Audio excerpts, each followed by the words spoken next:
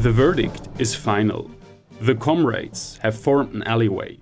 Filled with fear of what lies ahead, the man moves forward, hesitantly, and finally steps between the rows of pikes.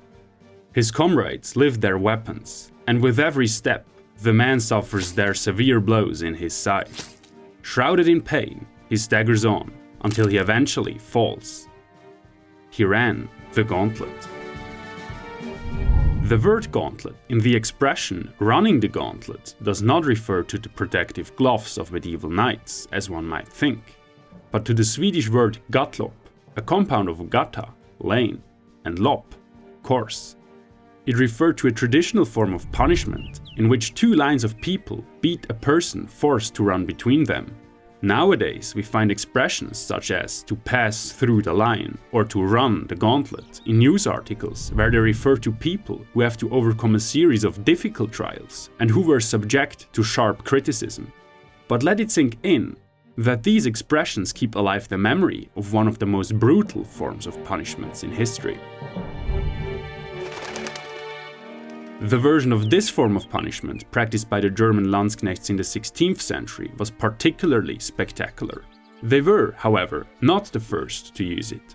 Rutschmidt-Wiegand has noted that the ancient Romans already practiced a similar punishment called fustuarium. The Landsknechts court of pikes, in German Spiessgericht, enforced martial law collectively. The entire Landsknechts community judged offenders. Whenever a new Landsknechts regiment was recruited, this court system had to be approved by both the employer and the Landsknechts themselves. Once a court of pikes had been initiated, it was strictly required to be completed within 1 day, and there were only two possible outcomes: acquittal or capital punishment. The latter was carried out by running the gauntlet. The court of pikes was called only in cases of particularly serious offences, such as disregarding the order of the regiment or dishonoring the regimental flag. In contrast to, for example, death by hanging, death by the pikes was considered honourable. Nevertheless, the court of pikes disappeared little by little in the second half of the 16th century.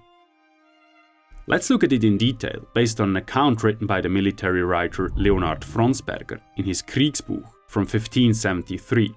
Before initiating the process, the provost, who was responsible for law enforcement and prosecution in a Landsknechts regiment, asked the commander and the assembled community for their approval and their consent to proceed. Then the provost had to request the death penalty 3 times. Similarly, the accused asked for mercy 3 times.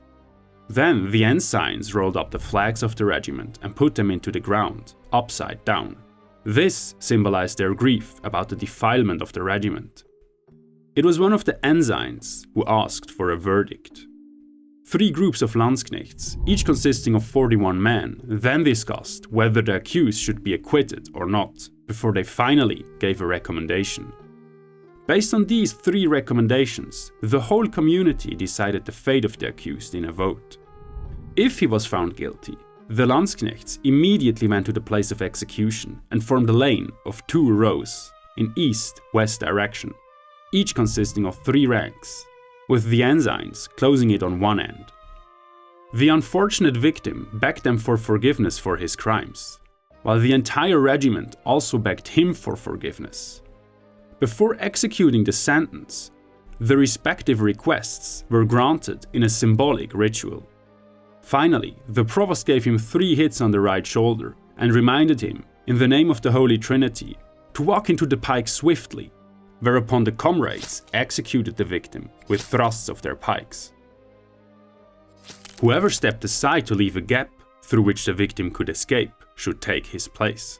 When the accused had fallen, the Landsknechts knelt to pray, then regrouped and marched 3 times around the body, whilst the gunman fired 3 volleys in the name of the Holy Trinity. To conclude the ceremony, the provost called the Landsknechts together, thanked them for a fair trial, and reminded them to avoid similar misdeeds. Historian Hans Michael Möller underlines the symbolism and rituality of this form of martial law.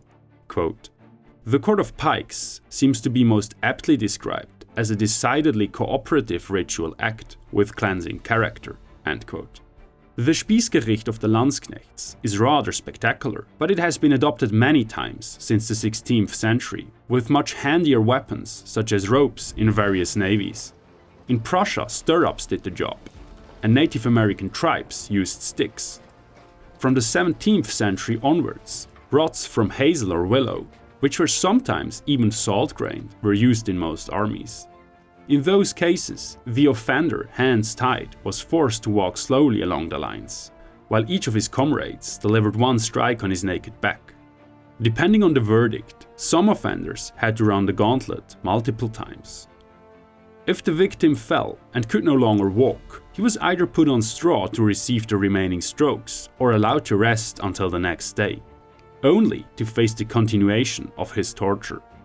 The outcome of this punishment was often fatal as well.